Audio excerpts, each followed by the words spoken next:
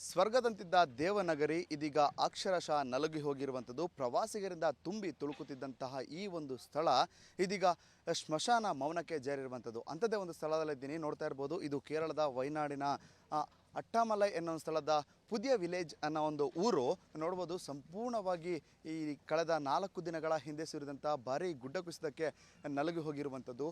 ಮನೆಗಳಲ್ಲಿ ಇದ್ದಂತಹ ಫ್ರಿಡ್ಜು ಇದೀಗ ಸಂಪೂರ್ಣವಾಗಿ ಹೊಡೆದು ಬಂದು ಈ ಒಂದು ರಸ್ತೆಯ ಮೇಲೆ ನಿಂತಿರತಕ್ಕಂಥದ್ದು. ಅಂದರೆ ಎಷ್ಟರ ಮಟ್ಟಿಗೆ ಈ ಒಂದು ಪ್ರಳಯದ ಒಂದು ತೀವ್ರತೆ ಇತ್ತು ಅನ್ನೋದನ್ನ ನೋಡ್ಬೋದು.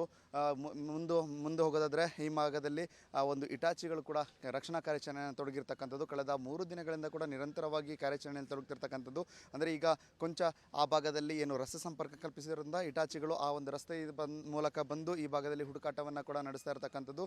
ಇದಕ್ಕೆ ಭಾರಿ ಗಾತ್ರದ ಮರಗಳು ಕೂಡ ಅಡ್ಡಿಯನ್ನು ಉಂಟು ಮಾಡ್ತಿರ್ತಕ್ಕಂಥ, ಅಂದರೆ ಸುಮಾರು 9-10 ಕಿಲೋಮೀಟರ್ ದೂರದಲ್ಲಿ ಇರುವಂತಹ ಮುಂಡಕೈ ಏನೋ ಒಂದು ಸ್ಥಳ ಇದೆ. ಆ ಸ್ಥಳದಿಂದ ಬಂದಂತಹ ಭಾರಿ ಗಾತ್ರದ ಮರಗಳು ಈ ಒಂದು ಪ್ರದೇಶದಲ್ಲಿ ಸಿಲುಕಿಕೊಂಡಿರ್ತಕ್ಕಂಥದ್ದು. ಇನ್ನು ಈ ಒಂದು ಸ್ಥಳ ಏನಿದೆ ಇದು ಒಂದು ಟೀ ಎಸ್ಟೇಟ್ನ ಕೆಳಭಾಗದ ಚಿತ್ರಣ.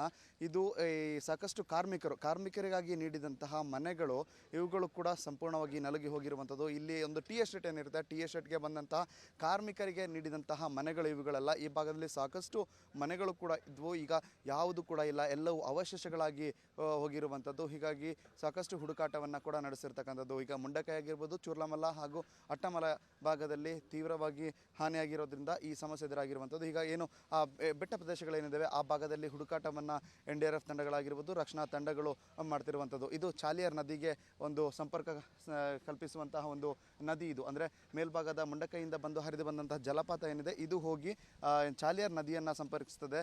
ಈ ಒಂದು ಚಾಲಿಯಾರ್ ನದಿ ಅಂದರೆ ದೊಡ್ಡ ಮಟ್ಟದಲ್ಲಿ ಹರಿತಿರ್ತಕ್ಕಂಥದ್ದು. ಇನ್ನು ಈ ಭಾಗದಲ್ಲಿ ಅಂದರೆ ಇದು ಟೀ ಎಸ್ಟೇಟು, ಕಾಫಿ ಎಸ್ಟೇಟು, ಇದರ ಸಮೀಪವೇ ಈ ಒಂದು ಹೋಮ್ ಸ್ಟೇಗಳನ್ನ ಕೂಡ ಮಾಡಿರುವಂಥದ್ದು. ಅಂದರೆ ಹೋಮ್ ಸ್ಟೇ ಈ ಭಾಗದಲ್ಲಿ ಅಂದರೆ ಪ್ರವಾಸೋದ್ಯಮಕ್ಕೆ ಹೆಚ್ಚು ಹೆಸರುವಾಸಿಯಾಗಿದ್ದಂತಹ ಈ ಒಂದು ಸ್ಥಳ. ಹೀಗಾಗಿ ಸಾಕಷ್ಟು ಇಲ್ಲಿ ರೆಸಾರ್ಟ್ಗಳಾಗಿರ್ಬೋದು, ಹೋಮ್ ಸ್ಟೇಗಳು ಕೂಡ ಇದ್ವು. ಈಗ ಎಲ್ಲವೂ ಕೂಡ ಅವು ಏನು ನಿರ್ನಾಮ ಆಗಿರ್ತಕ್ಕಂಥದ್ದು. ನದಿಯ ಬದಿಯಲ್ಲೇ ಇದ್ದಂತಹ ನೋಡ್ಬೋದು ಈ ಒಂದು ಏನು ಹೋಮ್ ಸ್ಟೇ ಸಂಪೂರ್ಣವಾಗಿ ಅಂದರೆ ಮಳೆಯ ತೀವ್ರತೆಗೆ ನಲುಗಿ ಹೋಗಿರುವಂಥದ್ದು. ಸಾಕಷ್ಟು ಪ್ರವಾಸಿಗರು ಕೂಡ ಇದ್ದರು ಅನ್ನೋ ಮಾತುಗಳು ಕೂಡ ಈ ಭಾಗದಲ್ಲಿ ಕೇಳಿ ಬರ್ತಿರ್ತಕ್ಕಂಥದ್ದು.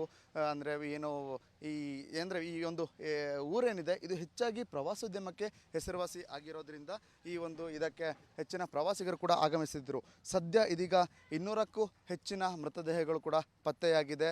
500ಕ್ಕೂ ಹೆಚ್ಚಿನ ಒಂದು ಜನರು ಕೂಡ ಕಣ್ಮರೆ ಕೂಡ ಆಗಿರುವಂಥದ್ದು. ಇಲ್ಲಿ ನಿಖರವಾಗಿ ಯಾರಿಗೂ ಕೂಡ ಇಂತಿಷ್ಟೇ ಜನರು ಇಲ್ಲಿ ಕಣ್ಮರೆ ಆಗಿದ್ದಾರೆ ಅನ್ನೋದನ್ನ ಹೇಳೋಕ್ಕೆ ಸಾಧ್ಯವಿಲ್ಲ. ಇಲ್ಲಿ ಸಾಕಷ್ಟು ಪ್ರವಾಸಿಗರು ಕೂಡ ಇದ್ದರು, ಜೊತೆಗೆ ಈ ಭಾಗಕ್ಕೆ ವಲಸೆ ಕಾರ್ಮಿಕರು ಕೂಡ ಇದ್ದರು. ಹೀಗಾಗಿ ಅವರ ನಿಖರತೆ ಅಂದರೆ ಅವರ ಇಂತಿಷ್ಟೇ ಸ್ಟ್ಯಾಟಿಸ್ಟಿಕ್ಸನ್ನು ಕೊಡಲು ಕೂಡ ಸರ್ಕಾರಕ್ಕೆ ಒಂದು ರೀತಿಯಲ್ಲಿ ಸಮಸ್ಯೆ ಆಗ್ತಿರ್ತಕ್ಕಂಥದ್ದು. ಎಲ್ಲೊಂದು ಕಡೆ ನಾವುಗಳಂದರೆ ಪ್ರವಾಸೋದ್ಯಮ ನಿಟ್ಟಿನಲ್ಲಿ ಸಾಕಷ್ಟು ಅಭಿವೃದ್ಧಿ ಕೆಲಸಗಳನ್ನ ಮಾಡಿರೋದ್ರಿಂದ ಸಾಕಷ್ಟು ಸಮಸ್ಯೆಗಳು ಕೂಡ ಎದುರಾಗುವ ಸನ್ನಿವೇಶಗಳು ಕೂಡ ಎದುರಾಗಿರುವಂಥದ್ದು. ಹೀಗಾಗಿ ಕೇರಳದ ಏನು ವಯನಾಡಿನ ಮುಂಡಕೈ ಆಗಿರ್ಬೋದು, ಅಟ್ಟಮಲೈ ಈ ಪ್ರದೇಶಗಳು ಸಾಕಷ್ಟು ಸಮಸ್ಯೆಯನ್ನು ಎದುರಿಸಿರ್ತಕ್ಕಂಥದ್ದು. ವಿಡಿಯೋ ಜರ್ನಲಿಸ್ಟ್ ನಾಗರಾಜ್ ಜೊತೆ ಲೋಹಿತ್ ಎಮಾರ್, ವಿಸ್ತಾರ ನ್ಯೂಸ್, ವಯನಾಡ್. ಅನುಕ್ಷಣದ ಸುದ್ದಿಗಳಿಗಾಗಿ ವಿಸ್ತಾರ ನ್ಯೂಸ್ ಯೂಟ್ಯೂಬ್ ಚಾನೆಲ್ ಸಬ್ಸ್ಕ್ರೈಬ್ ಮಾಡಿ. ಹೊಸ ಸುದ್ದಿಗಳ ನೋಟಿಫಿಕೇಶನ್ಗಾಗಿ ಬೆಲ್ ಐಕಾನ್ ಕ್ಲಿಕ್ ಮಾಡಿ. ಲೇಟೆಸ್ಟ್ ಅಪ್ಡೇಟ್ಸ್ಗಾಗಿ www.vistaranews.com ವೆಬ್ಸೈಟ್ಗೆ ವಿಸಿಟ್ ಮಾಡಿ. ಅಂಗೈಯಲ್ಲೇ ಜಗತ್ತಿನ ಸುದ್ದಿ ತಿಳಿಯಲು ವಿಸ್ತಾರ ನ್ಯೂಸ್ ಕನ್ನಡ ಆಪ್ ಡೌನ್ಲೋಡ್ ಮಾಡಿ.